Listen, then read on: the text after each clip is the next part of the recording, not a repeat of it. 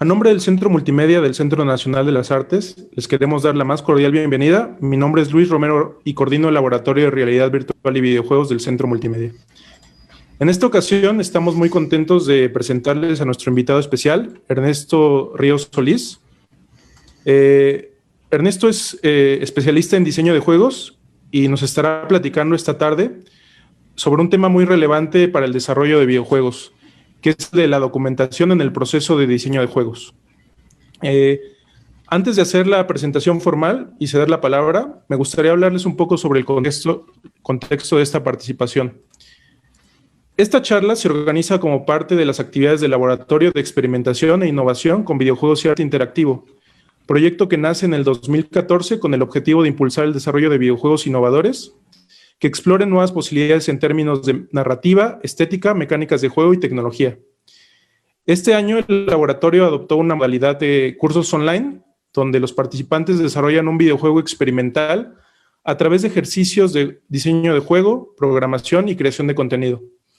Además de los cursos, todos los años invitamos especialistas para asesorar a los proyectos y compartir un poco de su experiencia con el público. Finalmente, ante la situación actual que enfrentamos, nos percatamos que los videojuegos son un medio de entretenimiento muy necesario. Sin embargo, en nuestro país siguen faltando esfuerzos en la creación de propuestas innovadoras, de juegos educativos y artísticos que sirvan como apoyo y reflexión ante la nueva realidad que vivimos. A continuación, leeré una breve bio de nuestro invitado y les recuerdo que al final de esta charla responderemos algunas preguntas que pueden realizar por las redes sociales. Bueno, Ernesto Ríos Solís, licenciado en Diseño Gráfico por la Universidad Autónoma de Coahuila, ha participado como diseñador de juegos en el desarrollo de diversos títulos para dispositivos móviles y redes sociales, en empresas como Gameloft del 2006 al 2008, Inode 2009, y Playful Play 2011 al 2013, así como Wozla México como director creativo del 2015 al 2016. Ha sido miembro activo de la Comunidad Mexicana de Desarrollo de Juegos desde hace más de una década, colaborando en iniciativas como Global Game Designers Guild e IGDA México, y participado como ponente y tallerista en eventos como Devour del 2012 al 2016, Campus Party México del 2015 y el 8º Congreso Internacional Latino de Comunicación Social en el 2006. También ha participado en el tercer coloquio de investigadores de videojuegos del 2017 y se ha desempeñado como docente impartiendo cursos y talleres sobre diseño gráfico, diseño de juegos y gamificación en diversas instituciones como la Universidad Autónoma de Coahuila del 2001 al 2005, el CEDIM en el 2012 y el ESTEC en el 2012. Y por último, Digital Invaders en el 2013 al 2016. Actualmente funge como profesor de diseño de juegos y diseño de experiencias de usuario en SAE Institute México. Y bueno, muchas gracias Ernesto por aceptar la invitación y sin más preámbulo te cedo la palabra. Bienvenidos, bienvenidas.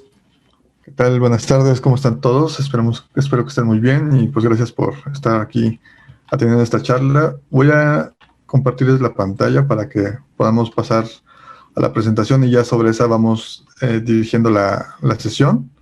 El tema, bueno, como ya sabemos, es la documentación en el proceso de diseño de juegos. Entonces, pues vamos a hablar un poquito sobre este tema que de repente sí tiene como sus bemoles o de repente no se entiende muy bien qué sucede con esta situación. Bueno, para empezar, creo que es importante también ubicar un poquito mejor, digamos, cuál es el rol de la parte de diseño de juegos dentro también del proceso en general. Por acá, bueno, en este meme, ¿no?, que habla sobre lo que mis amigos creen que hago, lo que mi familia piensa que yo hago, lo que la sociedad piensa que yo hago, lo que mi equipo piensa que hago, pero lo que realmente hago al final es así como ver un montón de hojas de papeles y datos y demás, ¿no? Que a lo mejor para quien no esté muy familiarizado con esto puede parecer extraño, pero en realidad sí es algo, bueno, por algo están estos memes, pero sí es algo que tiene que ver con lo que sucede en el día a día del trabajo del diseñador de juegos. Por ahí hay un concepto que seguramente muchos conocen, digo, tal vez habrá quien no, pero es el de Game Design Documents o GDDs, que, bueno, yo como profesor de diseño también es algo con lo que me topo frecuentemente. donde es una idea que tenemos de algo que se utiliza al momento de diseñar y de desarrollar un videojuego en particular, donde este documento suele ser como la guía que vamos a utilizar para trabajar. Pero vamos a desmentir algunos malentendidos y vamos a precisar también algunas cosas al respecto. Por ejemplo, hace algunos años me encontré la frase que está aquí en la izquierda de la pantalla, me lo encontré en el foro de GameDev.net y bueno, la traducción dice: yo soy de la opinión de que el mejor lugar para poner un GDD es en una trituradora de papel, ¿no? Me llamó mucho la atención esta frase, de hecho ya la pongo frecuentemente en las presentaciones que hago, justamente porque esta es una visión que no es tan rara. Mucha gente considera que esto de hacer GDDs es algo obsoleto, es algo que no funciona, es algo que es innecesario, pero vamos a ver qué sucede con eso. Lo que sucede principalmente es de que seguramente no lo está haciendo correctamente, por eso es que está con esa idea de que no debe de hacerse esto, ¿no? Vamos a poner una analogía que es como una bicicleta. Nosotros, si queremos transportarnos de un lugar A a un lugar B, pues hay diferentes maneras. La forma más sencilla sería como ir a pie, caminar de un lugar a otro, pero tenemos opciones como la bicicleta, que en teoría nos deben de ayudar a llegar más rápido, a facilitarnos el proceso y a lo mejor a cumplir alguna otra tarea también junto con el transportarnos, ¿no? Como por ejemplo, llevar en la canastilla, llevar algún objeto. Eso también puede ser de utilidad. Pero pues también sucede de repente de que pues si no conocemos cómo se usa esta herramienta para transportarnos, que es la bicicleta, pues el resultado no va a ser muy bueno. Y pues digamos, tomando como base la frase que les comentaba hace unos minutos, pues sí, justamente pues yo podría decir, pues yo soy de la opinión de que el mejor lugar para poner una bicicleta pues es en el bote de basura, no en el contenedor de basura. ¿Por qué? Pues porque no me salió, o sea, yo me quería mover y pues me fui a dar contra un poste o contra un árbol, ¿no? Entonces yo podría decir, pues es que las bicicletas no sirven, pero justamente el punto es que no va por ahí el asunto. Vamos a tratar de entender qué es lo que pasa. O sea, si usamos bien la bicicleta nos debe de servir. Si no la estamos usando bien, pues vamos a tener problemas. Híjole, un problema común o con el que, bueno, creo que ya no es tan común, pero todavía pasa de vez en cuando, es que hay personas que consideran o se sienten diseñadores de juegos, pero como muy bohemios a lo mejor, como que lo que están haciendo es así como, es que estoy expresando mi creatividad y es que voy a hacer el mejor juego del mundo y no sé qué. Y cuando están escribiendo su documentación de diseño, su GDD, se sientan más o menos como esta persona que está aquí, ¿no? Que está escribiendo en la computadora, bueno, en la máquina de escribir o en la computadora, como tratando de crear una experiencia innovadora de juego, ¿no? Pero realmente, digo, no digo que no pueda ser uno creativo al momento de crear un juego, pero algo que tenemos que tomar en cuenta es que la documentación de diseño no es un género literario, no es como para que alguien lo lea y no es una novela, es más bien son documentos técnicos, que es algo que tenemos que tomar muy en cuenta. Por eso aquí pues los diseñadores de juegos no son artistas, aunque digo, podríamos justamente discutir eso del arte y los juegos, que es una discusión eterna, pero en particular el proceso de diseñar y sobre todo en este caso que estamos hablando de la documentación, no es un asunto de arte, sino es un asunto técnico. Cuando hablamos de justamente la labor del diseñador de juegos, pues vamos a encontrar que tenemos que diseñar un juego. Y eso implica principalmente definir la jugabilidad, la funcionalidad y la usabilidad. Es decir, cómo se juega mi juego, ¿es divertido o no es divertido? ¿Cuáles son las reglas? ¿Qué tengo que hacer? ¿Cuál es el objetivo dentro del juego? La funcionalidad, que tiene también mucho que ver con el sistema de juego, es decir, también con la parte de software, que funcione como software, que no tenga errores y demás, y que, bueno, que sea fácil de implementar también. Y la usabilidad, pues, tiene que ver con la experiencia que tiene el usuario, no solamente como juego, sino también como producto. Pero para que esto tenga sentido o logre el efecto que nosotros queremos, nosotros tenemos que comunicar todo esto. Y antes de comunicárselo al jugador, que obviamente es nuestro destinatario final, tenemos que comunicárselo a nuestro equipo de trabajo, que es algo muy, muy, muy importante. Y entonces por eso puse aquí signos de interrogaciones. ¿Cómo se los vamos a comunicar?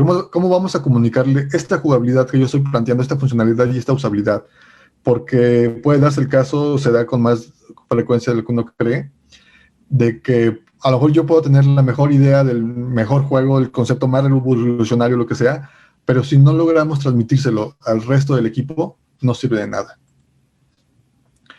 Entonces, aquí nos enfrentamos precisamente al reto de la comunicación.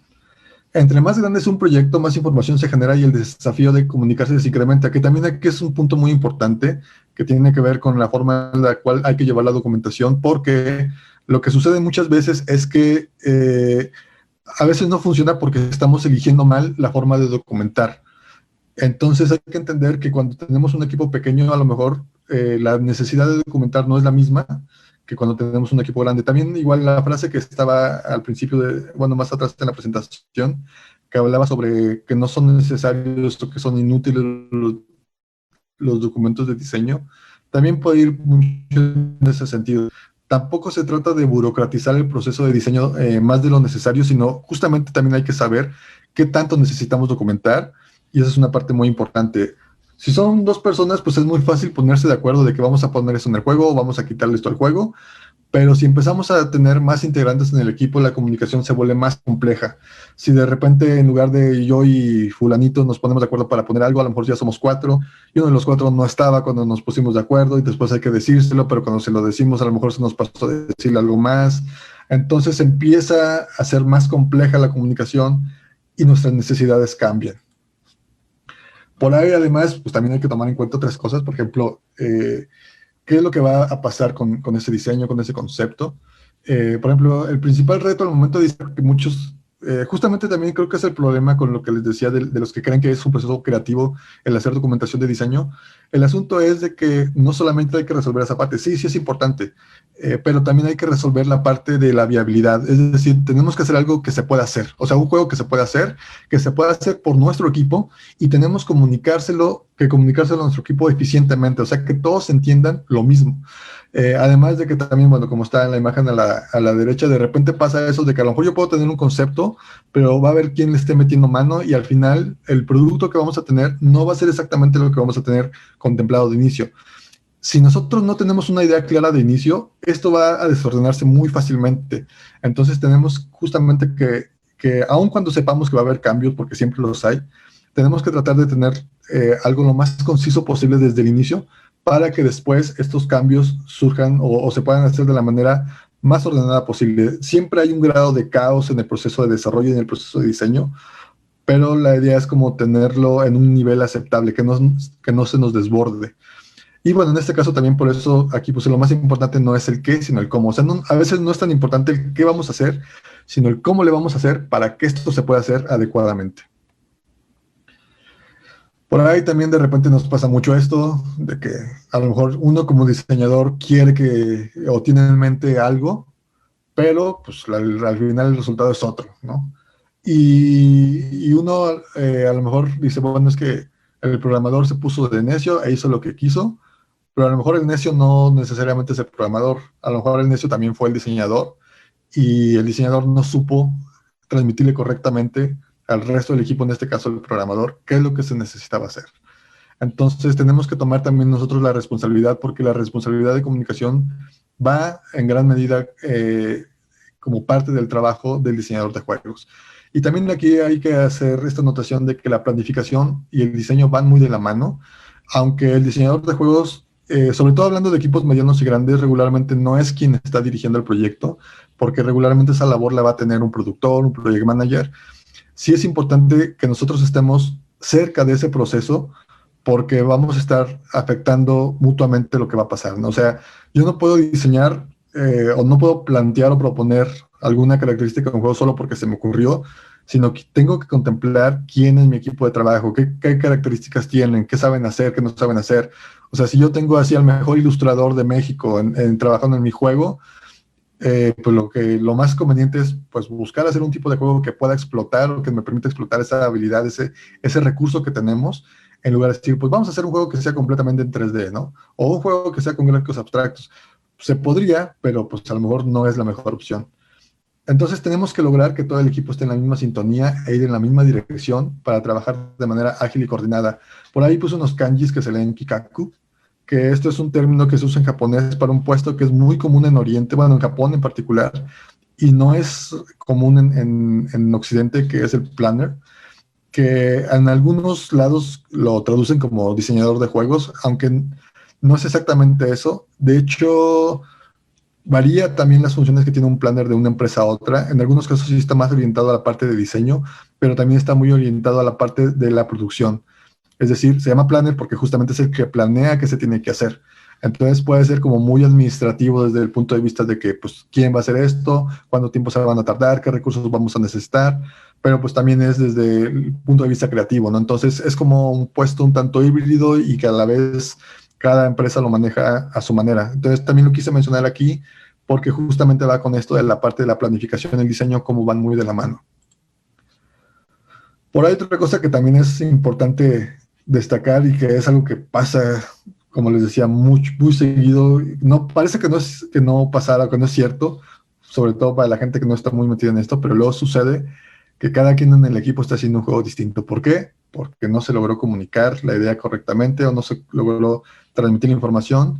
Entonces, el diseñador entendió una cosa o propuso una cosa, el productor entendió otra, los de gráficos están haciendo una distinta y el programador otra diferente, ¿no? Entonces, al final el resultado viene siendo un revoltijo de todo y justamente retomando, bueno, regresando al tema principal que es la documentación nos debe de ayudar para evitar eso. Si no nos está ayudando para evitar eso, entonces no está funcionando y no lo estamos haciendo bien. Sí, entonces pues justamente esa es como la anotación principal. ¿Para qué sirve documentar? Bueno, igual esto puede parecer un poco redundante, pero creo que sí hay que precisarlo. Documentar dentro de un proceso de desarrollo de juegos en particular nos debe servir para definir el gameplay, el contenido, las reglas y la estructura del juego. Es como lo obvio porque es como la labor principal del diseñador de juego. Yo como diseñador de juegos tengo que definir el gameplay, tengo que definir qué contiene mi juego, cuáles son las reglas del juego y cuál es la estructura del juego. Entonces la documentación me debe de servir para tener un soporte en el cual yo tenga registrado todo eso, porque no podemos memorizar todo, no podemos tener esto en la cabeza, sobre todo si nuestro proceso o nuestro proyecto es un poco más amplio o más grande, más detallado.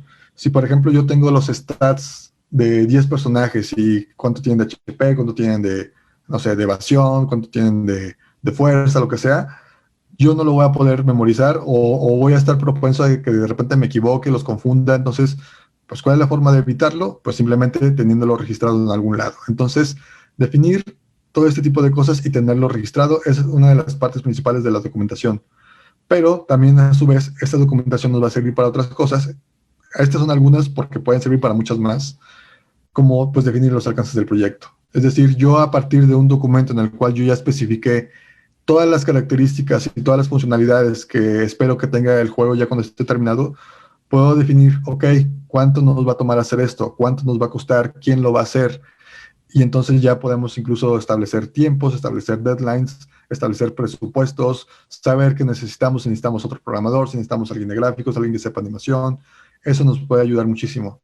También durante el proceso de desarrollo, de implementación, donde ya estamos haciendo el juego, pues nos sirve de referencia. ¿Por qué? Porque de repente yo tengo ahí nombradas 10 características y yo ya dije, ya implementamos la característica 1, la característica 2 y la característica 5, ¿no? Entonces me faltan implementar las otras 7, entonces ya me puede servir como un checklist. Y por lo mismo, bueno, justamente pues el control del avance del proyecto. Y obviamente también de lo que estemos haciendo, pues cómo lo vamos a hacer, dónde consulto esto, pues en la documentación. Cuando trabajamos solos, a veces parece que no es necesario documentar, pero yo les recomiendo que sí lo hagan. O sea, igual no tiene que ser una documentación tan robusta, pero sí documenten aunque estén trabajando solos. Sí es bien importante saber, porque de repente hasta nosotros mismos se nos olvida, y a mí me ha llegado a pasar que de repente es así de que regreso y digo, chis, no me acordaba que también había contemplado esta parte de aquí, ¿no? Entonces, sí háganlo. Y por último, también hay una cosa que a mí al principio cuando empezaba a documentar no me había caído el 20 de lo importante que era, pero es la referencia durante el proceso de testing. Hay algunos términos como criterios de aceptación u otros como conductas esperadas o comportamientos esperados, que por ejemplo, si de repente en un juego está un personaje que, bueno, el jugador llega contra un enemigo, le dispara con un arma y el enemigo pues no le hace ningún daño, a lo mejor los testers o la parte de control de calidad va a reportar eso como un error, ¿no? De que dice, oye, es que cuando llegas contra el enemigo le disparas y resulta que el arma no le hace ningún daño. Y entonces tú como diseñador dices, no, eso debería de pasar. Ese enemigo es invulnerable a esa arma. Pero si no está especificado en algún lado, si no lo pueden consultar los de control de calidad, ahí hay un problema, ¿no? Y en general, cosas más sencillas como pues simplemente qué tipo de pruebas se le tienen que hacer a un juego, eso regularmente se define cuando se hace el plan de pruebas en función de la documentación que se tiene, sobre todo de diseño. ¿Qué posibles inconvenientes hay con la documentación? Digo, hay inconvenientes o hay cosas que sí hay que tomar en cuenta. Hay veces que los inconvenientes justamente surgen a partir de que se hace mal. Por ejemplo, pues requiere tiempo para su elaboración, eso es inevitable, o sea, es tiempo y por eso también algunos se rehúsan a documentar porque dice, mejor me pongo a hacer el juego en lugar de estar perdiendo tiempo en documentar. La cantidad de texto puede ser muy grande, en algunos casos sí, puede generarse mucho texto. Es difícil mantenerla actualizada, sobre todo cuando tenemos una documentación grande. Hay cambios durante el desarrollo. Esto a veces se considera un inconveniente, pero hay que entender que es parte normal del proceso. Y la última que hasta la remarqué es nadie lee la documentación, que de hecho eso es algo que sí ahorita vamos a retomar porque ese es un punto importante. Si nadie lee la documentación, también es parte de que estamos haciéndolo mal. ¿Sí? Aquí les puse justamente una hoja de ejemplo porque, o sea, creo que aquí mismo nos ilustra de que no creo que haya alguien que diga, es que me dan ganas de leer esta hoja, ¿no? A lo mejor, digo, les puede dar curiosidad. Esta es una hoja del documento de diseño de Grim Fandango, sobre todo la parte de los puzzles, pero en sí la hoja como que no me llama a leerlo, ¿no? Y bueno, y es que también pasa eso, ¿no? Ya hice un GDD, ya soy diseñador de juegos. De repente tenemos esta idea de que pues el trabajo del diseñador es hacer GDDs, que digo, no es siempre el caso, pero hay quien lo llega a pensar de esta manera, y esto no es así. El trabajo del diseñador de juegos es hacer juegos. Y el documento, la documentación de diseño de juegos es una herramienta. Entonces, ahorita vamos a ver también más al respecto. La función de la documentación, en esencia, yo siempre uso esta analogía, es que debe ser crear los planos de nuestro juego. O sea, como les decía, debe de servir de referencia durante el proceso de desarrollo. Entonces, no es para que el diseñador se sienta así muy orgulloso de su trabajo y tener ahí un tomo que mandó empastar y lo autografió y lo tiene en su librero. No, es para que sirva durante el proceso de desarrollo, para que le sirva a los demás miembros del equipo de trabajo. Así como los planos, pues justamente de una casa me van a servir para poder construir la casa, para que esto se haga en orden, ¿no? O sea, si nada más le digo, pues por acá de este lado va un cuarto y por acá va el baño, pues eso no funciona. Tenemos que tener especificaciones precisas y tener un soporte en el cual esas especificaciones están registradas. Eso nos va a permitir que funcione correctamente. Así que pues también yo a mis alumnos y a otras personas con las que de repente hablo del tema, pero digo, ves que los diseñadores somos de algún modo los arquitectos del juego, porque justamente tenemos que definir, como les decía, el contenido, la estructura y las reglas, que es como parte fundamental. O sea, ¿en qué consiste mi juego? Tengo que tenerlo definido y registrado en algún lado. Pero ¿qué sucede? Que de repente, pues algunos diseñan de esta manera, ¿no? Entonces así como que, ok, ¿no? O sea, como que... no sé si de repente un arquitecto llegara con su equipo de trabajo que está haciendo la reconstrucción y dice, bueno, pues construyanme esta casa, ¿no? Entonces, por un lado hay quienes, bueno, me voy a regresar tantito para... Hay unos que de repente se avientan sus GDDs así de chorro mil páginas, donde ponen todo, así, todo lo que se les ocurrió y hasta sus dedicatorias y no sé qué. Y por otro lado están los que dicen, pues es que es un juego de plataformas, donde pues el protagonista es un niño que está perdido en el bosque. Ya, eso es como su concepto de diseño y así como que no, o sea, eso no es suficiente para poder crear un juego, ¿no? O sea, para poderlo hacer de la manera adecuada.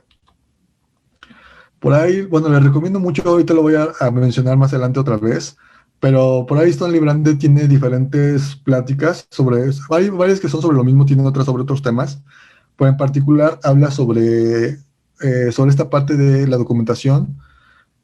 No quise retomar, bueno, yo podría como, ahora sí que fusilarme muchas de las slides que tiene en su presentación porque son muy buenas, pero mejor háganlo ustedes, mejor véanlo directamente.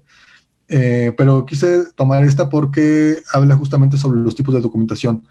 Así como les decía, bueno, el plano de una casa debe de servir para construir la casa, el documento de diseño debe de servir para construir el juego, para crear nuestro juego.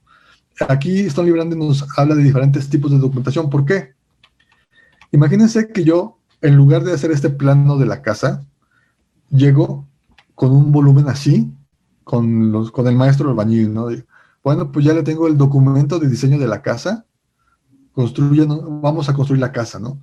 Y así como, ¿por qué? Porque aquí tengo descrito a lo mejor, tengo un cuarto de 4x4, la puerta está en la pared noreste, tiene 2 metros de alto, 1 metro de ancho, no sé qué. Eso realmente sería bastante impráctico. Entonces, ¿qué hacemos? Usamos imágenes.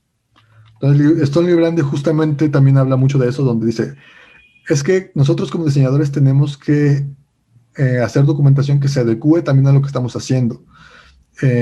Nosotros vamos a tener diferentes limitantes, por ejemplo, budget, género, plataforma, pero además de eso, pues también tenemos que ver cómo vamos a transmitir la información dependiendo de lo que estemos haciendo, ¿no? Entonces, de repente vamos a tener que usar planos, de repente tenemos que usar diagramas y demás, que ahorita justamente eso es lo que vamos a retomar. No hay que olvidar que la documentación es un medio para un fin. O sea, no se trata, como les decía, de hacer documentos de diseño, se trata de que los documentos nos sirven para algo. Debe dar soporte al proceso de producción. Aquí puse el ejemplo de los andamios porque cuando uno pone un andamio, no se trata de que el andamio se vea bonito, de que el andamio esté limpio, lo que sea. De repente sí tenemos que cuidar que los documentos tengan cierto orden porque deben de servir, tienen que funcionar. Por ejemplo, el andamio a lo mejor se ve feo, pero tiene que estar sólido, o sea, tiene que estar bien instalado, porque si no puede provocar un accidente. Entonces, en el caso de un documento, a lo mejor de repente no tiene el máximo detalle, a lo mejor no está como demasiado decorado, lo que sea, pero mientras funcione, está bien. Entonces, hay que tomar eso en cuenta. Un error común también es que mucha gente piensa que la documentación de trabajo, los GDDs, se hacen al principio, o sea, se hacen durante la preproducción, y que una vez que se tienen los documentos de diseño, pues ya como quien dice, acaba la labor del diseñador, y ese documento se manda como al equipo de programación, de desarrollo, y pues ya se encargan como de implementarlo, pero no es así. Hay dos razones principales. La primera justamente es que ningún diseñador puede detallar todo lo que se tiene que diseñar antes de comenzar a implementar. Hay ciertos sistemas que son relativamente sencillos que se pueden documentar con bastante detalle. Por ejemplo, si yo quiero hacer una calculadora y ya conozco el proceso de cómo hacer una calculadora, pues lo podría documentar tal vez sin mayor problema. Pero en el caso de los juegos son sistemas bastante complejos y además el otro asunto es de que regularmente un juego tiene que ser algo distinto a lo que se hizo antes. O sea, siempre cuando diseñamos un juego tiene que haber algo distinto. No podemos diseñar un juego que ya diseñamos. Tenemos que diseñar un juego diferente y eso implica una complejidad mayor. También por eso ningún diseñador puede asegurar que lo que plantea en la documentación va a funcionar como se espera, porque además está el factor humano. O sea, yo no puedo decir, esto va a ser lo más divertido y todo el mundo se va a divertir montones con esto, ¿no? Sino que los necesitamos documentar, implementar, probar y entonces vemos si en realidad funcionó. Si no, se ajusta. Y no solamente desde la perspectiva de que sea divertido, sino también desde la perspectiva de la implementación, ¿no? De que de repente dices, ¿sabes qué? Esto nos está causando problemas, está mostrando mal, no lo hemos podido resolver técnicamente, ¿por qué no cambiamos el diseño? Y entonces nosotros debemos decir, ok, pues vamos a ver cómo lo resolvemos. También parte de esto es que los documentos de diseño son documentos vivos, es decir, están cambiando constantemente durante el proceso, justamente por lo que les comentaba, porque de repente hay cosas que no funcionan, se tienen que ajustar, de repente pues ya nos dimos cuenta que se nos está acabando el tiempo y tenemos que recortar características o componentes del juego. De repente a lo mejor nos dimos cuenta que algo era muy aburrido y tenemos que buscar una solución que lo haga menos aburrido, o a lo mejor es demasiado difícil nuestro juego y vamos a ver cómo lo vamos a hacer para que no sea tan difícil. Entonces, estamos trabajando constantemente. El trabajo del diseñador no termina cuando termina la preproducción. De hecho, como que apenas empieza lo mero bueno. Entonces, por eso justamente tenemos que estar acompañando siempre el proceso de desarrollo para estar haciendo estos ajustes constantemente. También de repente hay cosas que ya no se alcanzan a documentar. Idealmente tendríamos que hacerlo, pero también hay que entender, justamente como les decía, tiene que servir para el proceso. Entonces, si por alguna razón no es posible documentar, tampoco es un pecado mortal. También hay que tomar en cuenta que no solamente el departamento de diseño de juegos documenta. Hay documentaciones de muchos tipos y a veces el error en el que se cae es considerar que todo es documento de diseño, pero no necesariamente. O sea, tenemos que, la gente de administración de proyectos, de producción, va a estar documentando sobre los deadlines, cronogramas, presupuestos, a lo mejor sobre su modelo de negocios, sobre los competidores, eso a lo mejor es más de marketing, también sobre audiencia meta, en fin, otras cosas. Y pues todos documentan también programación, gráficos, audio, QA, etcétera. Aquí, por ejemplo, bueno, aquí hay unos ejemplos de documentación que no necesariamente hace el departamento de diseño. Digo, hablo de departamento porque estamos, bueno, me refiero a lo mejor como equipos medianos grandes, pero incluso en equipos chicos, pues a lo mejor el departamento de diseño es mi amigo, ¿no? Que me está ayudando a hacer los gráficos, y a lo mejor él por su cuenta puede hacer su propia documentación, o bien podemos hacer alguna documentación en conjunto para estar de acuerdo en lo que se tiene que hacer. Entonces, por ejemplo, en gráficos, ¿qué se hace? Pues se hace, por ejemplo, los mood boards, que es como la imagen que está aquí, que son como colecciones o collages de imágenes que nos van a permitir tener una idea de cómo queremos que se vea nuestro juego, y tomamos referencias pues, de donde podamos. También por ahí, bueno, las referencias como tal, bocetos, lineamientos de diseño, concept art, también desde cierta perspectiva podríamos considerarlo también como una documentación de diseño. Y también programación, también hacen su documentación regularmente sobre la arquitectura de software, sobre las herramientas y tecnologías que se van a utilizar, cualquier requerimiento técnico que se tenga, todo eso regularmente se documenta. Y eso regularmente pues lo hace programación. De repente, si estamos trabajando de cerca con programación, a lo mejor también vamos a meterle mano a esa documentación, pero pues a veces no necesariamente. También de audio, pues obviamente la música, pues si tenemos partituras, pues eso se documenta. A lo mejor hay un documento de sonidos donde estamos relacionando qué sonidos vamos a utilizar, qué duración deben de tener, todo eso pues lo hace el departamento de audio. Diálogos también, pues a lo mejor también tienen que registrarse los diálogos en algún lado, ¿no? En el control de calidad también les digo, tienen que hacerse planes de pruebas o un plan de pruebas de qué pruebas se van a hacer, así como el formulario o formularios que se van a usar para hacer esas pruebas. Por ahí también hay otra cosa que es muy común, parte de la discusión, y de hecho esta frase que está aquí es complemento de la frase inicial de que los GDDs tienen que estar en un triturador de basura, y lo siguiente que decía esa persona es, se prototipa ideas y ve si funcionan. Escribir un concepto completo no tiene ningún propósito, no sirve para ningún propósito. O sea, para él lo que dice es que no es necesario documentar, es inútil, es absurdo. Lo que debemos hacer es prototipar, que también esa es otra perspectiva. Y yo no les puedo decir que está completamente errónea, aunque yo lo que les diría es que yo no estoy de acuerdo. Hay gente que lo hace así y le funciona, por lo tanto, pues adelante, no pondría objeción. Pero yo creo también que aquí lo que sucede es que no hay como un entendimiento completo de cuál es la relación entre prototipado y documentos. Por ahí cocinando y viendo cosas de cocina, se me vino a la mente algo que tiene que ver con esto. Regularmente, alguien que empieza a cocinar, digo, y puede aplicar para muchas áreas, busca la mejor receta, ¿sí? Es decir, dice, bueno, ¿cómo preparo sushi? O ¿cómo preparo, bueno, a lo mejor algo que sea un poco más complejo, ¿no? ¿Cómo hago pozole, no? Entonces me voy a buscar la mejor receta para hacer pozole. Y entonces, pues yo lo que hago es que sigo los pasos de la receta al pie de la letra con tal de obtener el mejor resultado.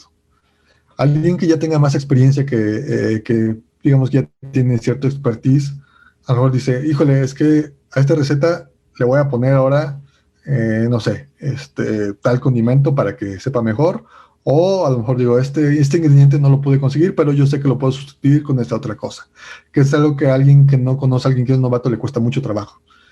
Mientras que el maestro, aquel que ya se la sabe de todas, él no necesita una receta, él puede crear sus propias recetas, porque él ya conoce cómo funcionan esos ingredientes y los métodos de preparación, y puede decir, si hago esto, a lo mejor agarro tales ingredientes, los preparo de esta manera, yo sé que me va a dar un resultado más o menos así. Vamos a ponerlo a prueba, vamos a ver si funciona y lo hacemos.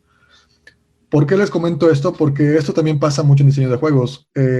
Algo común que he notado es que los que empiezan buscan plantillas para diseño de juegos, y las hay, y las pueden encontrar, y les pueden ser de utilidad, pero en realidad eso solamente les sirve como en la primera etapa, en la etapa de novatos, o a lo mejor en la etapa de expertos más o menos.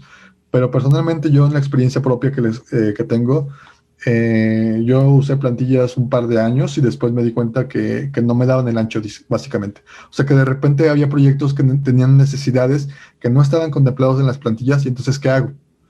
Lo primero que hice fue crear mis propias plantillas. O sea, lo que hice fue eso, ¿no? Mejorar la receta, tratar de mejorar la receta, y ahora pues bueno, creo yo que ya estoy llegando a este punto donde a lo mejor ya no necesito basarme tanto en una receta, aunque siempre hay lineamientos, eso también hay que entenderlo, ¿no? No podemos así como crear algo completamente nuevo, siempre nos basamos en algo, pero justamente lo que es importante que quiero transmitirles es eso, ¿no? De que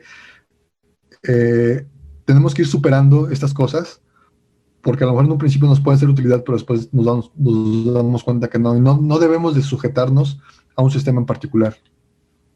Por ahí también otra anécdota personal es de que yo en algún momento tenía mucho interés en hacer cómics y yo estaba justamente muy interesado o muy clavado en tratar de entender o de saber cuáles eran las herramientas adecuadas, cuál era el tipo de papel que tenía que usar para dibujar, de qué tamaño lo tenía que tener, todo eso, ¿no? Entonces, justamente yo quería una receta de cómo hacer cómics correctamente.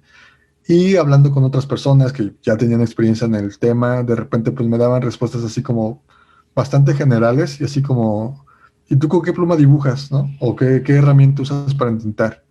Y pues esta que tengo aquí, ¿no? Y luego sacaban así un bolígrafo común, y así como, ¿a poco usas eso, no? Y hay gente que no, o sea, hay gente que usa otras herramientas, otros métodos, pero justamente ese es el punto, ¿no? De que no hay una receta única que funcione, hay muchas recetas y cada quien tiene que, no solamente tienes que saber, sino tienes que entender qué es lo que estás usando y por qué lo estás usando de esa manera para que te funcione. Por ejemplo, hay gente que, bueno, muchos de los autores de cómics más importantes actualmente ya trabajan en la computadora, pero pues hay gente que todavía trabaja a mano. Antes también se decía que lo mejor era usar pincel, porque era como lo que te daba más riqueza en cuanto a tipos de línea, grosores de línea, pero pues hay gente que dibuja con estilógrafo y se vale, ¿no? Entonces, también entender eso, que no hay una receta única. Ahora, también regresando a la parte de prototipado y documentación, nosotros vamos a tener como este esquema donde dices, bueno, de inicio no tengo un juego y después voy a tener un juego. Pero justamente lo que quiero es pasar de este punto A al punto B, pero no pasamos de golpe. O sea, no es así como, voy a hacer un juego y de repente al otro día ya, todo funciona, ¿no? Es un proceso gradual, es un proceso iterativo, también para los que no ubican mucho el término, es decir, en ciclos en los cuales después de cada ciclo yo voy a tener una mejora o un incremento respecto a lo que tenía en el ciclo anterior. Entonces estamos haciendo ciclos tras ciclos tras ciclos, ¿no? Entonces es así como yo voy poniendo diferentes puntos en mi desarrollo para irme acercando desde este punto de no tengo un juego hasta ya tengo un juego. O sea, voy a tener puntos parciales donde tengo elementos de juego hasta llegar al juego completo. Y parte de esto, y parte también de la parte de la comunicación, es que si yo les digo a mi equipo de trabajo, quiero que hagamos un juego, y pues si yo les enseño el juego que quiero que hagamos, pues entonces ya se hizo el juego. Entonces yo voy a tener que usar recursos que son aproximaciones parciales a lo que es mi juego para lograrlo. Esas aproximaciones pueden ser tan básicas como en la comunicación verbal, decirle, oye, quiero hacer un juego de plataformas, ¿sí? Y entonces lo platicamos entre dos personas, esa es como la primera aproximación, pero no es la única, no puede ser la única. Entonces, ok, bueno, a ver, todo esto que platicamos vamos a apuntarlo, vamos a registrarlo en un documento para que no se nos olvide. Bueno, entonces estamos pasando aquí a lo de texto. De repente hay datos que igual dices, no, bueno, es que si lo pongo en un párrafo de texto, pues no tiene mucho caso, que no se va a leer muy bien, va a ser medio impráctico. Entonces vamos a crear tablas, ¿no? ¿Por qué? Porque las tablas nos sirven cuando tenemos datos, cuando tenemos fórmulas, cuando tenemos variables, cuando tenemos valores, ¿sí? Y pues de repente también necesitamos hacer bocetos de los personajes, de los escenarios, incluso las mecánicas, poner dibujos, ilustraciones, diagramas de flujo, esquemas. Bueno, aquí es donde hay más, porque en cuanto a imagen hay muchas opciones que podemos usar. Y bueno, esto sí es bien importante, no usen solo texto. O sea, así como lo del plano de la casa, sería absurdo tener un plano de una casa con puro texto, entonces vamos a ver qué más podemos hacer. O sea, en lugar de describirle con texto una escena al animador, pues lo que podemos hacer es dibujarla. Incluso aquí, como ven a la izquierda, tenemos un animatic, que es una especie de storyboard de movimiento, que es algo muy común en la industria audiovisual.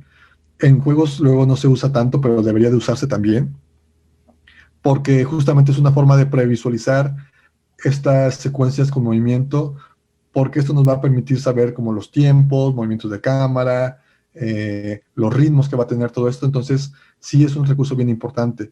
De repente si yo digo, es que yo quiero que un personaje camine de cierta manera curiosa, porque a lo mejor está lastimado de un pie, entonces le voy a hacer un documento donde le explico al animador cómo va a caminar el personaje. Pues no hagas eso.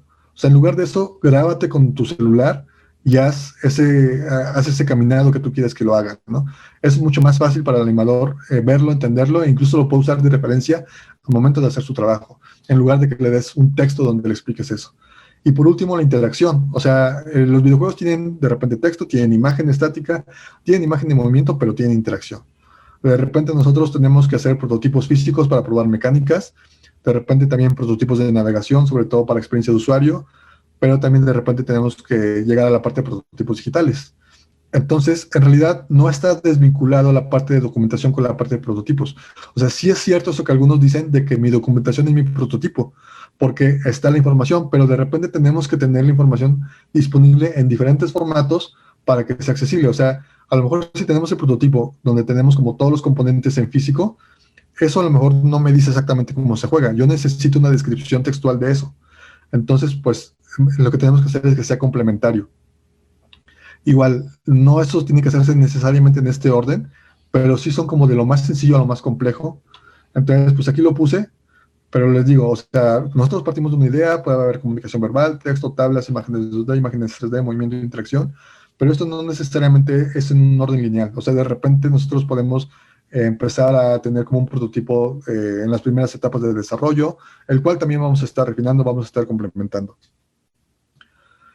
Un concepto también importante es la parte de alto nivel y bajo nivel. Es decir, alto nivel significa que vamos a ver las cosas desde lejos, vamos a ver el panorama completo. Y entonces hay documentos como el Game Concept Document o High Concept Document, donde vemos una panorámica general, donde vemos todo lo que va a contener nuestro juego, pero con muy poquito detalle. Es decir, dice, pues va a tener un modo multiplayer, va a tener un modo single player, y de repente pues vamos a tener como una tienda para comprar objetos, ¿no? ¿Qué objetos va a haber en la tienda para comprar? Bueno, eso todavía no lo hemos definido. Esto es la etapa inicial. Esto sí va mucho en la parte de preproducción, donde se van a definir como los alcances generales del proyecto. Algunos tienen documentos de concepto de 1 a 2 páginas, algunos hacen documentos más robustos de 5 a 10, dependiendo del tipo de proyecto, dependiendo del tipo de empresa o de estudio con el que estamos trabajando, pero eso es alto nivel. De repente decimos, vamos a bajar de nivel y vamos a ver el detalle. Ahora sí, vamos a ver cómo va a funcionar la tienda, qué opciones va a tener para comprar, qué tipo de objetos se van a comprar, voy a poder vender objetos, qué precio van a tener cada uno de los objetos. Todo eso ya es bajo nivel. Dicho aquí me equivoqué porque puse alto nivel. Pero esto es bajo nivel, es decir, ya bajamos de estar desde arriba hasta tener una visión un poquito más cercana, donde vamos a tener una descripción completa y detallada de mecánicas, que esto es lo que ya se llama GDD comúnmente, donde tenemos un documento extenso, donde tenemos mucho detalle, o también se les llama Design Bibles. Perdón, aquí también tengo un error. Pero bueno, los Design Bibles justamente son los mismos GDDs, pero el Bible o Biblia significa que es muy exhaustivo, es decir, como aquí, ¿no? Todavía me puedo acercar más a la estatua, me podría acercar a ver los detalles del grabado, a ver los detalles del material, entonces podemos acercarnos muchísimo y dar descripciones muy, muy detalladas, pero justamente aquí el problema es de que eso no lo podemos hacer de inicio, o sea, eso lo vamos a hacer ya cuando estemos avanzados en el proceso de desarrollo. Y también yo lo que personalmente les podría decir es que no les recomiendo que detallen tanto al inicio y que no hagan un solo documento. Eso ahorita también se los explico. Este es otro tipo de documento de bajo nivel que se llama Macro Design Document, que a lo mejor no lo ubican mucho. Este se considera un documento de diseño, pero también ya es un documento de producción. Esta es una tabla en la cual está desglosado todos los componentes que tiene mi juego en cada una de sus partes. Aquí a lo mejor no se alcanza a leer, pero bueno, este es un ejemplo que ustedes pueden encontrar fácilmente en internet, que es sobre el juego de Uncharted 2. Y aquí viene, por ejemplo, Warzone, Train, The Wreck, Village, o sea, vienen diferentes áreas, viene desglosado qué personajes hay en cada área, cuáles son las mecánicas que hay, cuáles son los modelos de enemigos que están disponibles en cada área, y eso ya me va a poder decir, ok, ¿por dónde voy a empezar a trabajar este juego? ¿Cuánto tiempo me va a tomar? Y todo eso de manera muy, muy desglosada.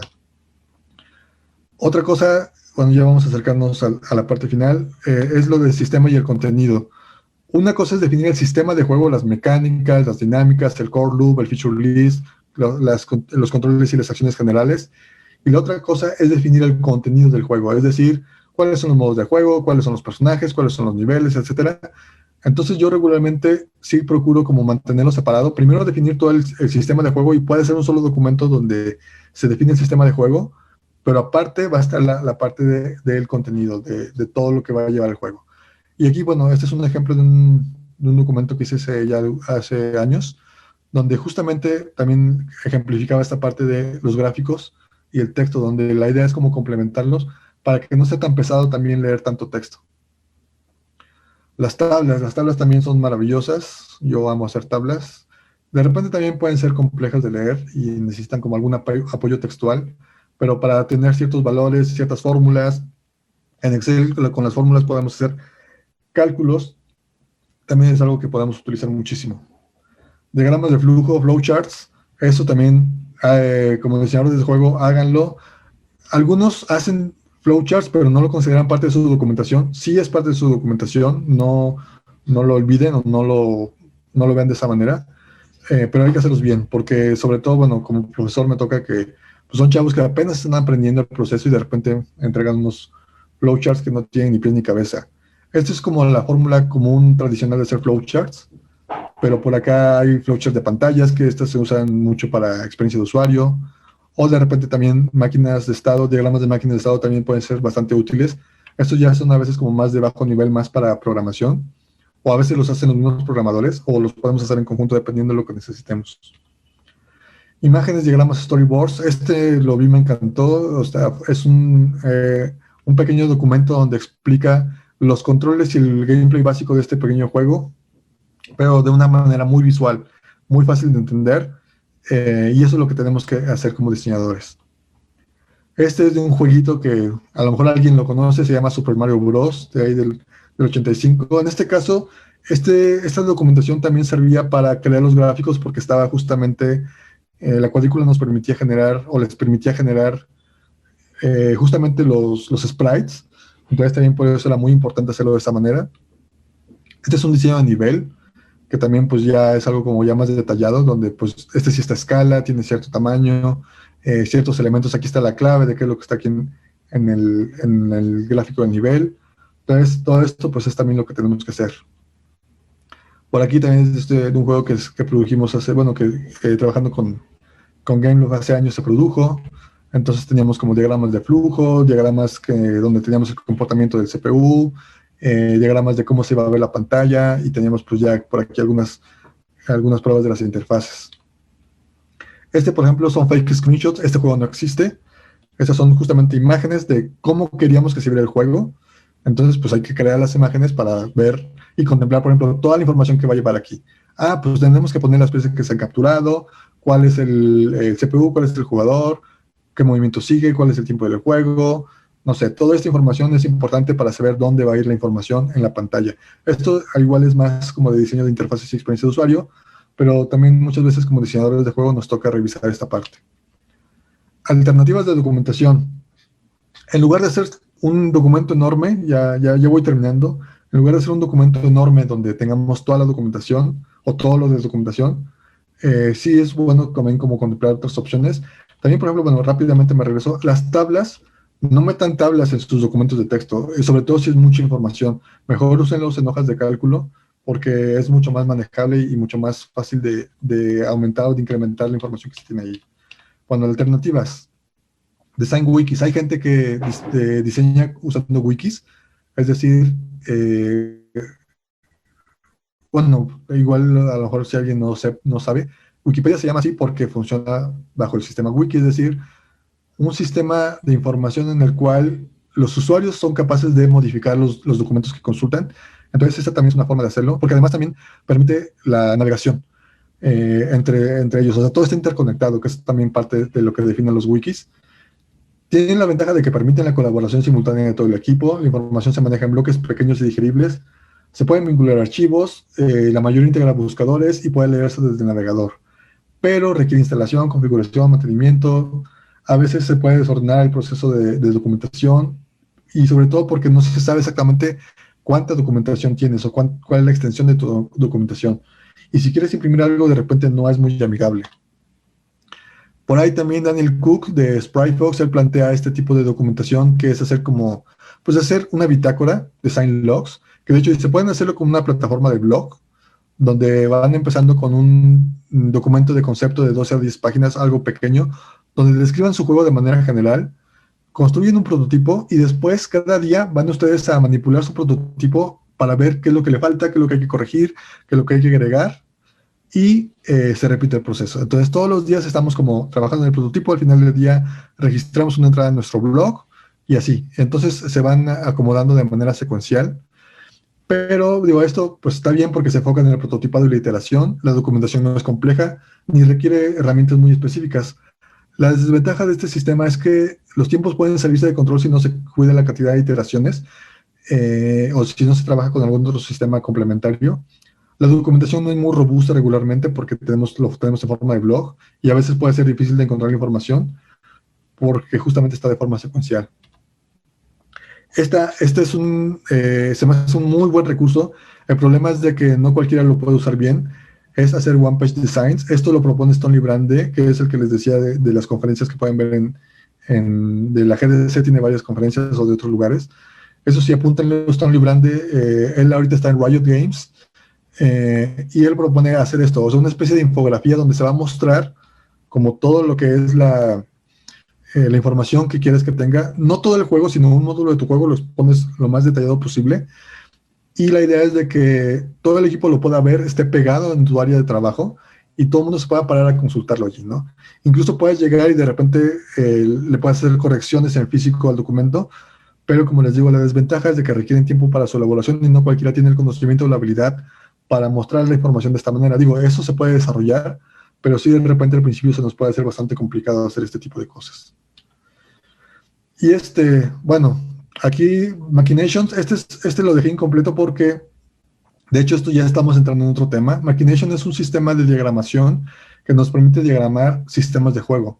Y además se puede correr la simulación con el flujo de información que uno quiere, ¿no? Pero aquí ya estamos justamente entrando a esta frontera entre si es documentación o si es un prototipo.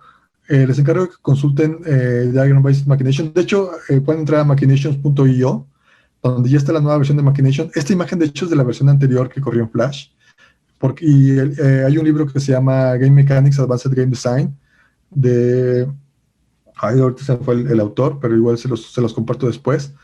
Pero justamente el asunto de Machination es que les permite correr la simulación, y este es sobre todo un sistema que les sirve muchísimo para economías de juego, para modelar economías de juego. Y bueno, de hecho por ahí también está esta plática donde habla sobre las diferentes herramientas de diseño, que no solamente la documentación, pero eso ya será para otra ocasión, ¿no? Último, recomendaciones. No usen solo texto, por el amor de Dios, no hagan documentos de solamente texto, pongan imágenes, usen la menor cantidad de texto posible, de hecho. No se casen con ningún sistema, o sea, no se sujeten solamente a hacerlo de una sola manera. Sean flexibles al momento de trabajar. Tomen mucho en cuenta su equipo de trabajo. Detallen solamente lo necesario de su documentación, lo que necesiten en el momento, y eviten duplicar la información. Eviten tener información en diferentes partes del documento o en diferentes documentos. Desglósenla bien y manéjenla de forma esquemática, usen tablas o diagramas, pónganle números a su información, porque si de repente dicen, oye, es que una parte del documento no la entendí, ¿qué parte? Pues no sé, un párrafo que estaba por allí, pues eso no nos ayuda en nada. Cuando tenemos documentación muy grande necesitamos saber exactamente dónde está cada cosa. Entonces, inciso 1.1.3.2. Ok, ese es el inciso. Y ese inciso me habla únicamente de esto. Es algo así como tener la constitución del país, pero en este caso sería como la constitución de su juego, ¿no? Donde tienen todo de manera detallada y desglosada. Usen tablas, diagramas, imágenes. Estandaricen la estructura, el formato y el estilo de los documentos, estandaricen la nomenclatura, porque luego de repente es así que, oye, ¿en qué documento pusiste esto? Pues no sé. Ahí que les digo, yo en lugar de usar un solo documento, yo hago muchos documentos, también porque esto es cuestión de producción. Es decir, yo no puedo tener toda la documentación de inicio porque si no todo el mundo va a estar parado. Entonces yo hago una documentación muy básica de inicio y después voy detallando, voy creando, pues necesitamos definir las características de los personajes. Entonces hacemos un documento solamente de eso. Necesitamos definir el modo PvP. Hacemos un documento de modo PvP. Entonces yo trabajo con muchos documentos, es decir, de forma modular, como si fueran ladrillos, en lugar de tener un solo documento. Porque de repente también es más práctico de que, o sea, le das a un programador un documento de 200 páginas, no lo va a leer. Le das un documento de 2 páginas, lo lee. De hecho, eso también lo menciona mucho Stanley Brande, de que justamente esa es la intención. Use el lenguaje comprensible para el destinatario, pónganse de acuerdo con el equipo de trabajo, cómo quieren la documentación. Si el programador dice, a mí dame puro texto, pues lo mejor es darle puro texto, aunque parezca contraintuitivo, si a él le funciona de esa manera, háganlo de esa manera. ¿Cómo decidir qué usar? Pues no sé, depende de las características del proyecto, de su equipo de trabajo y de las características del equipo de diseño o diseñador, porque no todos los documentos se hacen igual, o sea, no se debe documentar igual para todo, porque si no es como lo de la bicicleta, o sea, la bicicleta no me va a servir para todo. Si yo quiero ir a Europa, no me voy a ir en bicicleta. Si yo quiero llevarme una pila de ladrillos a mi casa, no me voy a ir en bicicleta. Yo tengo que usar algo proporcional y adecuado a cada proceso que estoy haciendo. Y bueno, pues ya nada más para concluir, una documentación buena tiene que ser clara, concisa, fácil de digerir, flexible, versátil. ¿Y cuál es el mejor método de documentación? Pues el que funcione. A algunos les va a funcionar de una manera, a otros de otro. Yo les estoy compartiendo como lo que yo he encontrado, lo que yo conozco, lo que yo he aprendido durante mi experiencia, pero ustedes tienen que encontrar su propio sistema. Yo utilizo un documento inicial de propuesta o de concepto, le pongo muchos fake screenshots, mood board, diagramas, pero después hago múltiples documentos, que es lo que les decía. Uso muchos diagramas de flujo, de repente también mapas de navegación, prototipo en papel, y a mí me ha tocado más trabajar con equipos medianos y grandes, por lo tanto el prototipo digital casi nunca lo hago yo, más bien lo hace programación. Es como, ok, bueno, yo voy a estar mientras revisando estas cosas, mientras programación empieza a prototipar, y ya revisamos juntos el prototipado. Y también comuníquense siempre con su equipo. Y bueno, ya, creo que me extendí un poco, pero ya, terminamos por ahora. No sé si quede tiempo para preguntas o comentarios de los demás. Espero que les haya servido la información. Bueno, muchas gracias, Ernesto. Muy interesante la charla. Y bien, yo creo que este tipo de temas se suelen, digamos, tocar muy bien la superficie, puesto que cada quien tiene su propia metodología, como lo comentas. Sin embargo, creo que se deberían hablar más a menudo, puesto que, digamos, hay formas de trabajo que todos tienen en común y creo que se puede, digamos, llegar a acuerdos en qué cosas sí sirven y qué cosas no funcionan. Y bueno, en ese sentido, hay una pregunta del público de Leslie Timchenko que nos dice, bueno, la voy a, digamos, refrasear porque, digamos, habla sobre cuando no sabes, digamos, cuando eres principiante y no sabes cómo programar. Justo yo creo que esto se refiere cuando eres programador en solo, ¿no? Cuando quieres iniciar. Dice, cuando no sabes hacer un script y en tu imaginación piensas en el comportamiento de un personaje y al aprender a programar aprendes si hay cambios, supongo que la pregunta o lo que se refiere ahí es cómo, primero, ¿qué es primero? ¿Cómo puedes documentar algo que no conoces? Ajá, de antemano, porque, bueno, si eres iniciante no sabes todavía qué vas a hacer. Y otra, ¿cómo contemplas los cambios en el proceso, o sea, de documentación? Ok, bueno, básicamente también pongo el ejemplo de dibujar. Cuando uno dibuja regularmente, lo más conveniente es empezar como a definirla de forma general y entonces después vas detallando. Entonces también, por ejemplo, a lo mejor dices, bueno, yo al principio hago una documentación muy general, muy sencilla, donde digo, voy a tener un personaje que, no sé, va a saltar. Y al principio eso me funciona, ¿no? Y entonces digo, pero ¿cómo va a saltar? Entonces a lo mejor ya empezando a ver la parte de la implementación es donde me empiezo a topar con cosas y de repente digo, ok, necesito documentar más a detalle, por ejemplo, si el salto lo voy a medir, no sé, píxeles o lo voy a medir, no sé, tengo unidades dentro de mi engine, como metros, centímetros o lo demás, y entonces ya empiezo a detallar. O sea, básicamente es como repetir el proceso donde documento, implemento, pruebo, lo documento, implemento, pruebo. También de repente, cuando no tenemos claro el comportamiento de algo, pues lo que podemos hacer es justamente hacer diagramas de flujo, porque eso nos va a permitir aterrizar eso. O también podemos usar pseudocódigo. O sea, a lo mejor no tenemos, a lo mejor todavía muy claro cómo se va a implementar la programación, porque a lo mejor no conocemos la sintaxis del lenguaje o lo que sea, pero sí tratar de definir de manera lógica, ¿no? De decir, por ejemplo, para el personaje va a atacar a alguien más, entonces primero tiene que detectar si el personaje está allí, ¿no? Si el personaje está allí, entonces me va a permitir hacer estas opciones, ¿no? Entonces, yo voy a escribir como si fueran líneas de código, pero no necesariamente en algún lenguaje. Entonces, simplemente, si el personaje está en posición X, Entonces, efectuar operación Y, ¿no? Si no, entonces, hacer esto. Entonces yo lo puedo hacer en lenguaje más natural y ya después, le digo, es como darle pasadas a lo mismo. Después ya, ok, vamos a ver cómo se puede implementar esto en un lenguaje. Y entonces ya lo podremos detallar. Y es iterativo, básicamente. Bueno, te comparto otra de las preguntas. Ali Córdoba dice, ¿hay cursos de documentación para novatos? ¿Y qué plantillas recomiendas para un iniciante? Ok, bueno, cursos, la verdad es que desconozco. Digo, pues yo doy clases en una universidad, pero cursos sobre documentación, la verdad no sé si los haya. ¿Qué plantilla recomiendo? Híjole, es que yo no me atrevería a recomendar plantillas. Yo tengo una plantilla con la que estuve trabajando también, que yo mismo creé, pero el problema es de que más bien tienen que ver cuáles son sus necesidades, porque es como si yo les dijera, qué ropa me recomiendas usar? No, bueno, pues es que yo no sé qué talla tienes, qué edad tienes, entonces por eso no me gusta recomendar plantillas. O sea, busquen plantillas, más bien lo que tienen que hacer es que pueden agarrar una plantilla y revisar primero si corresponde a sus necesidades o no. Por ejemplo, a mí lo que me pasó fue que cuando trabajaba en Gameloft eran juegos de celulares viejitos. Pero después cuando me fui a Monterrey era un juego de Facebook y las características del juego son muy diferentes. Entonces había cosas que en las plantillas no estaban contempladas. Por ejemplo, en los juegos de Facebook que añadías tus amigos o tus vecinos, eso no estaba contemplado en las plantillas y eso se tiene que definir. Entonces, por eso no recomiendo una en particular.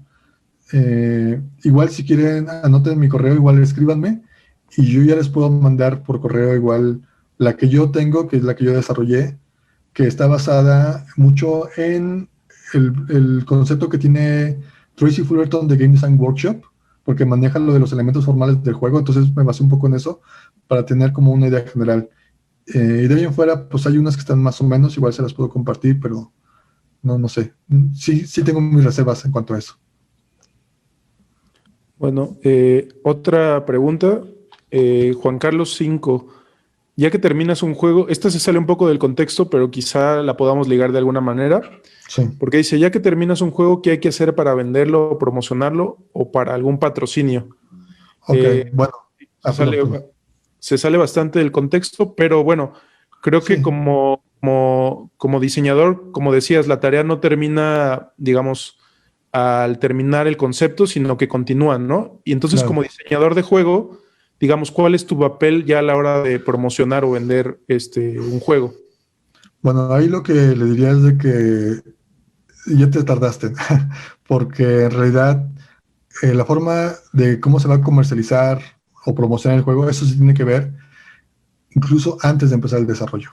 O sea, eso es lo ideal. Digo, ya si tienes tu juego y todo, pues habrá que ver qué hacer al respecto, pero en realidad lo más conveniente es que se defina desde antes. ¿Por qué?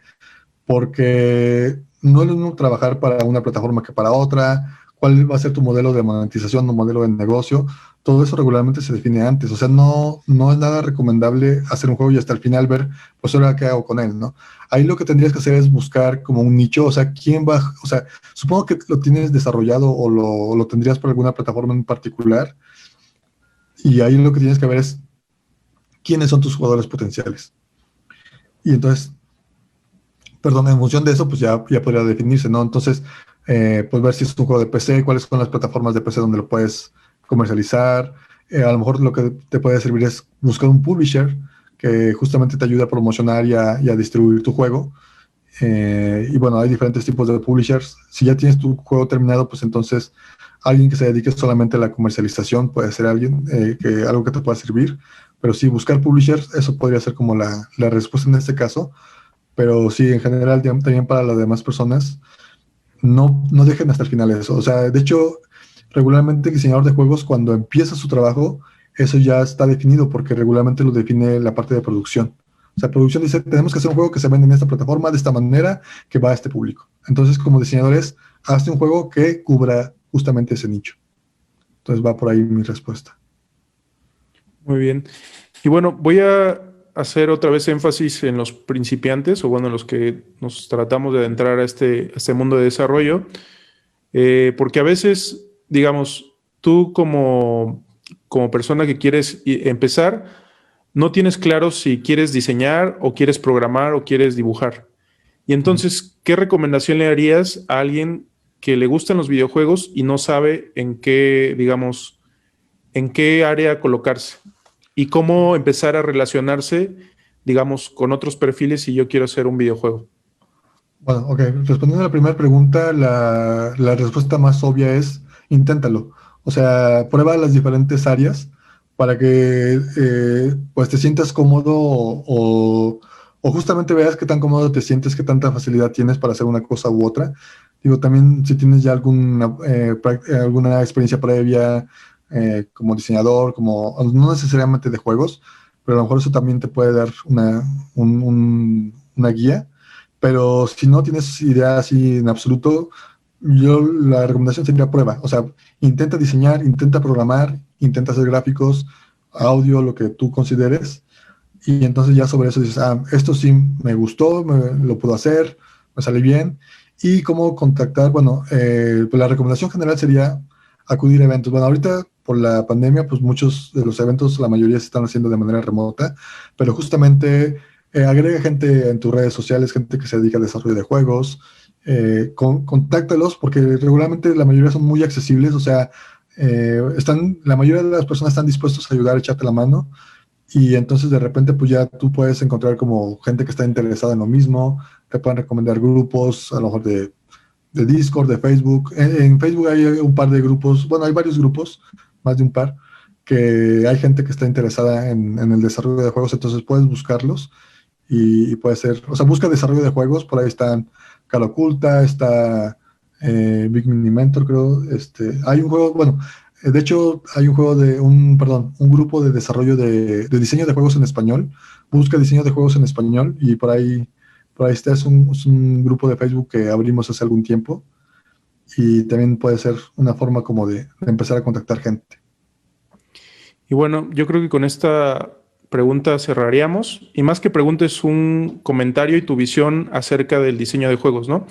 De cómo las mecánicas, digamos, nos comunican también como jugadores, nos expresan, y cómo los videojuegos también tienen, digamos, un campo de aplicación en otras áreas que quizá no hemos abordado, por lo menos en México, tanto como el entretenimiento, ¿no? Cómo los videojuegos se pueden, digamos, de alguna manera insertar en el arte, en la educación y en la cultura, y cómo podemos hacer para explotar esas, digamos, posibilidades que nos ofrece el juego en ese sentido, y cuál es el papel de diseñador en esa exploración hacia esas nuevas fronteras del videojuego. Ok, bueno, esa es una pregunta que era como para hablar otra hora, Mm. pero bueno, tratando de ser breve. Eh, bueno, mi opinión es de que los videojuegos básicamente tienen como su rasgo característico la interacción. Entonces, cualquier valoración que hagamos al respecto tiene que tener como eje principal esa parte, ¿no? Porque si tú dices, bueno, los gráficos, bueno, pues a lo mejor puedo hacer ilustración, puedo hacer animación, puedo hacer otra cosa que no necesariamente sean juegos.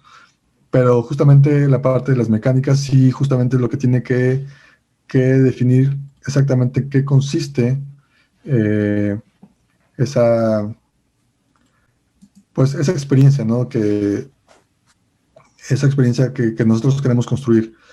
En cuanto a las aplicaciones que puede tener, bueno, en lo personal, digo, yo no veo mal ninguna de las otras aplicaciones. Yo sí estoy muy enfocado a la parte del entretenimiento porque creo que a veces se menosprecia el entretenimiento. O sea, a veces se quiere validar los videojuegos porque sirven para terapia, sirven para educación, para capacitación, para otras cosas. Pero creo que igual de importante que las terapias, que la educación y demás, también es el entretenimiento. Y digo, bueno, o sea, tampoco estoy en contra de que se usen para esas aplicaciones. Yo creo que también cada diseñador, cada persona, pues tendrá sus propios intereses. Y, y yo creo que también otra cosa que les comento a veces a algunos amigos es que siento que los videojuegos tienen secuestrado el término entretenimiento interactivo, porque creo que hay muchas vertientes que podrían no encajar exactamente en el concepto de videojuego, pero que también son válidas. Y hablando específicamente de interacción, hay muchas formas de generar interacción y que nosotros como diseñadores de juego también podríamos abordarlo de esa manera, o sea, no necesariamente hacer juegos, porque por ahí Chris Crawford en su libro de narrativa interactiva habla de que un juego regularmente tenemos ganador, perdedor, puntos, vidas, ese tipo de cosas, pero podemos hacer otro tipo de experiencias que no necesariamente van por ese lado y que pueden ser muy enriquecedoras. Entonces también al momento de hablar de que pues, juegos para educación, juegos para la salud, juegos para diferentes aplicaciones, pues a lo mejor podemos hacer sistemas interactivos y no estar tan atados al concepto de juego, y que yo creo que también pueden ser muy, muy válidos y muy enriquecedores. Entonces yo lo que les diría es como piensen cuáles son las opciones de la interacción, cuáles son las cosas que se pueden generar a partir de interacción sobre todo. Igual, obviamente hay muchos recursos que se pueden usar como el audio, como el video y demás, pero principalmente piensen en la interacción. Bueno, pues agradecemos mucho tu presencia, Ernesto. Te mandan saludos. Dagonet MX dice, me ayudaste mucho, gracias por la charla. Y bueno, Leslie Timchenko vuelve a decir que lo más difícil siente que es la programación. Y por último dice, bueno, Juan Carlos 5, perdón por la pregunta, fuera de contexto, la hice para saber con respecto a la industria y aproveché muy buena presentación. Entonces son comentarios del público, te agradecemos. Pues muchas gracias. Justo lo que comentas es como ampliar un poco la conversación porque generalmente, digamos, estos canales se abren cuando hay actividad o cuando hay algún evento, pero bueno, como comunidad de desarrollo a veces nos es complicado, digamos, comunicarnos constantemente. Entonces, digamos, ahí sí habría que pensar, digamos, a pesar de la situación en la que estamos, cómo fomentar más este tipo de espacios y cómo, digamos, no esperar a un curso o a una situación así para seguir abordando estos temas. Entonces te agradezco de antemano pues tu presencia y tu tiempo y espero que nos veamos pronto en otra charla o diseñando algún juego. No, pues claro que sí, Gracias. un gusto en participar, y bueno, cualquier persona que tenga alguna otra duda o comentario, pues ahí ya les había compartido mi correo para que lo puedan tener, es draco@materiagris.com.mx, entonces pues ahí estamos a su disposición. Gracias. Pues los invitamos a que nos sigan acompañando en las actividades del Centro Multimedia. Recuerden nuestras redes sociales, nuestra página cmm.cenar.go.mx y bueno, continúen disfrutando de la noche. Me despido y hasta pronto.